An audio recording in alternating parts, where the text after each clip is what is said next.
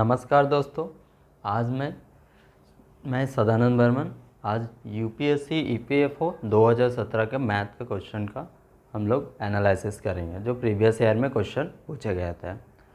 आज हम लोगों ने क्वेश्चन लिया है प्रीवियस ईयर के जो पहले क्वेश्चन है, इसको हम लोग देखेंगे और इससे रिलेटेड जो क्वेश्चन होगा वो आगे के वीडियो में हम लोग करेंगे।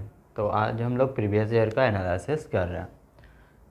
क्वेश्चन नंबर 1 जो दिया हुआ है, क्या दो वाहन जिसके बीच की दूरी 100 किलोमीटर है और एक दूसरे की ओर एक सीधी रेखा में दौड़ रहे हैं, तो उनके एक दूसरे तक पहुंचने में कितना समय लगेगा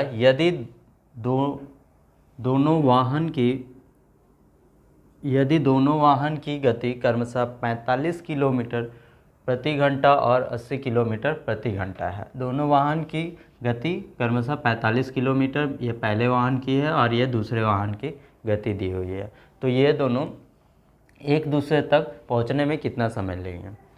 तो जब भी एक दूसरे के बीच की दूरी दी हुई होती है और दोनों की चाल जब दी हुई होगी तो सापेक्ष चाल, ये दोनों को प्लस करने पे हमें सापेक्ष चाल पता चल जाता है और बीच की दूरी दी हुई है। तो समय पूछा गया है कि समय कितना लगेगा। तो हम लोग को समय निकालने का समय इक्वल टू क्या होता है, दूरी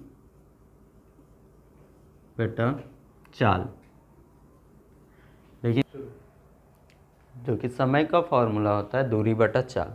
यहाँ पे दूरी दी हुई है दोनों के बीच की दूरी, दो वाहन है, मान लिए एक वाहन ए है और एक बी है, उनके बीच की दूरी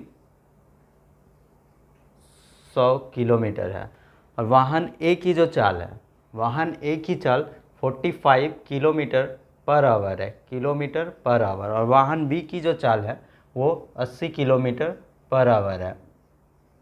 तो जब बीच की दूरी दी हुई होती है और दोनों की जो चाल दी गई है, तो इसके लिए इसमें कितना समय लगेगा ये निकालने के लिए जो दूरी ये दिया गया है और ये दोनों चाल का हम लोग प्लस कर लेते हैं। तो प्लस करने के बाद कितना आएगा, 125। अब यहाँ पे हम लोग का दूरी कितना दिया हुआ है, 100, और चाल कितना है, 125 किलोमीटर पर आवर में है।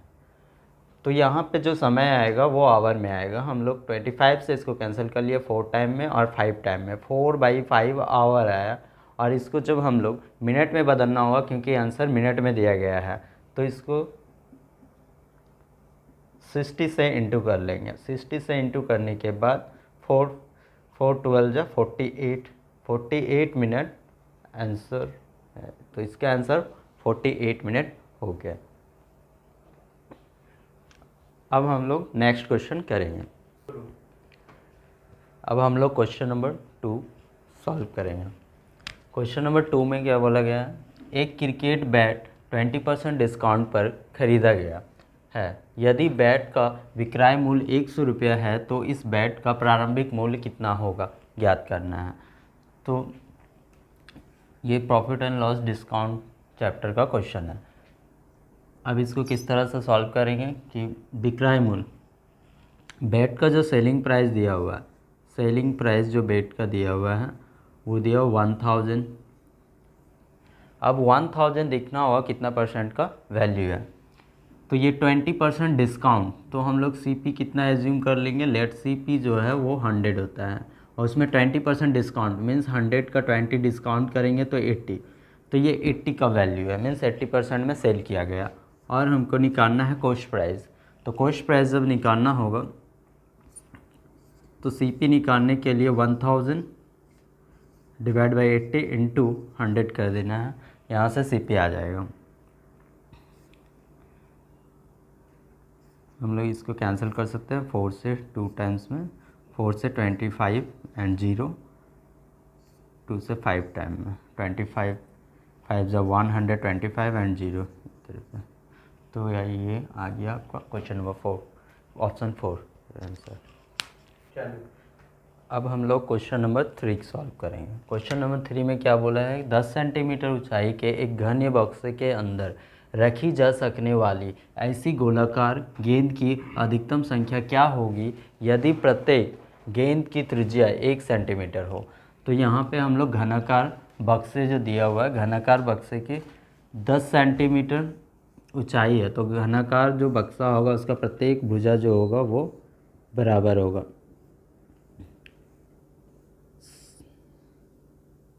इसकी प्रत्येक भुजा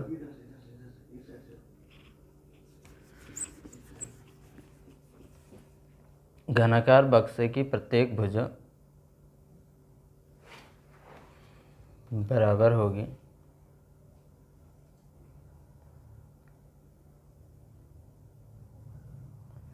सारी भुजा 10 सेंटीमीटर होगी। तो हम लोग को देखना है कि आधार में कितने वृत्त को रख सकते हैं। तो वृत्त का हम लोग को व्यास निकाल लेना है। एक वृत्त का अर्धव्यास जो दिया हुआ है, वृत्त का अर्धव्यास दिया हुआ है 1 सेंटीमीटर। तो इसका मतलब इसका जो व्यास होगा वो टोटल व्यास अगर लेंगे तो 2 सेंटीमीटर आ जाएगा। तो ये 10 में हम लोग कितने, इस 10 सेंटीमीटर में कितने वृत्त को रख सकते हैं। तो 10 में हम लोग पाँच वृत्त को रख सकते हैं जो 2-2 सेंटीमीटर के होंगे। तो 5 का स्क्वायर करना है और 5 से इंटू कर देना है। तो ये 25 × 5 125। तो 125 वृत्त हम लोग रख सकते हैं। तो आंसर होगा ऑप्शन नंबर 2। हेलो, अब हम लोग नंबर 4 क्वेश्चन को करेंगे। नंबर 4 क्वेश्चन में क्या बोला गया है, यदि एक नए गोलाकार डिब्बे की त्रिज्या पुराने गोलाकार डिब्बे की त्रिज्या की दोगुनी है तो नए गोलाकार डिब्बे का आयतन पुराने गोलाकार डिब्बे का आयतन का अनुपात कितना होगा। नए गोलाकार डिब्बे का आयतन और पुराने गोलाकार डिब्बे का आयतन पूछा गया है। तो नए डिब्बे का जो त्रिज्या है वो पुराने का 2 गुना है। तो पुराने डिब्बे का त्रिज्या को हम लोगों ने r माना और नए डिब्बे के जो त्रिज्या होगी वो 2r हो जाएगा। और दोनों का आयतन का अनुपात पूछा गया है। तो आयतन, इसका आयतन का फॉर्मूला 4/3 पाई r3, ये इसका अर्धव्यास है, इस टू दूसरे का बोला गया 4/3 पाई r3, इसका अर्धव्यास हम लोग ले लिए। पाई कैंसल, आयतन का फार्मूला लिख दिए और ये 4/3 कैंसल और 2 का हम लोग क्यूब करेंगे तो कितना आएगा 8r3 इस टू r3। ये 1 टाइम में कैंसिल हो जाएगा और 8:1 आंसर हो जाएगा। ये 8:1 इस क्वेश्चन का आंसर है। अब हम लोग क्वेश्चन नंबर 5 करेंगे। क्वेश्चन नंबर 5 में क्या बोला है, एक वृत्त की परिधि 2πr सेंटीमीटर है तो वृत्त के अंदर अंकित वर्ग का क्षेत्रफल कितना होगा। तो यहाँ वृत्त की परिधि का फॉर्मूला क्या होता है 2πr और वृत्त की परिधि दिया हुआ है 2r। तो यहाँ से पाई कैंसल, 2 कैंसल, r का वैल्यू 1। तो अर्धव्यास अगर 1 है, ये वृत्त का सेंटर है, अर्धव्यास अगर 1 है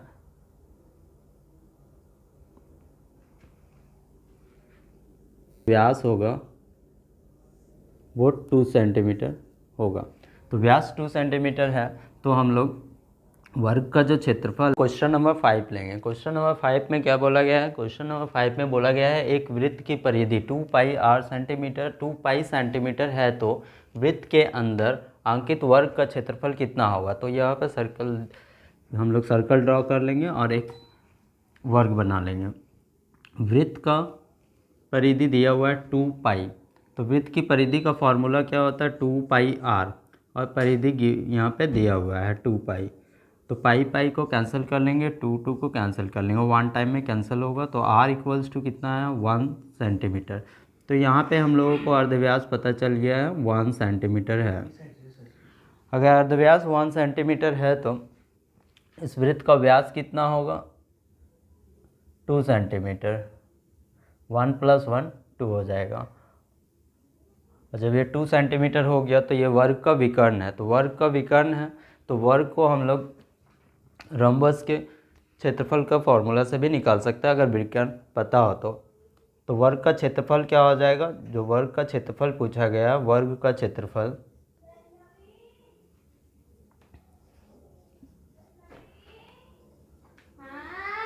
वर्ग का क्षेत्रफल जो पूछा गया है वो 1/2 डायगोनल का स्क्वायर होगा, और डायगोनल कितना है 2 सेंटीमीटर। तो 1/2 इंटू डायगोनल 2 सेंटीमीटर, इसका स्क्वायर कर लेंगे। तो 1/2 इंटू 4, 2 से कैंसिल हो जाएगा, और 2 सेंटीमीटर स्क्वायर। तो ये वर्ग का क्षेत्रफल आया 2 centimetre square, option number D. तो आज हम लोग EPFO 2017 का प्रीवियस ईयर का 5 क्वेश्चन सॉल्व किए हैं, और भी नेक्स्ट वीडियो में हम लोग आगे के जितने क्वेश्चन मैथ के बचे हुए हैं वो सॉल्व करेंगे। और अगर आप लोगों को ये वीडियो अच्छा लगा, अब हम लोग नेक्स्ट क्वेश्चन जो बचा हुआ है EPFO 2017 के प्रीवियस ईयर के, वो नेक्स्ट सेशन में करेंगे। अगर आप लोगों को इस वीडियो हेल्पफुल लगा होगा, आपके प्रिपरेशन में हेल्पफुल है, तो ये प्रीवियस ईयर एनालिसिस आपके लिए हेल्पफुल ही होगा। अगर वीडियो अच्छा लगे तो आप इसको लाइक और सब्सक्राइब ज़रूर कीजिएगा।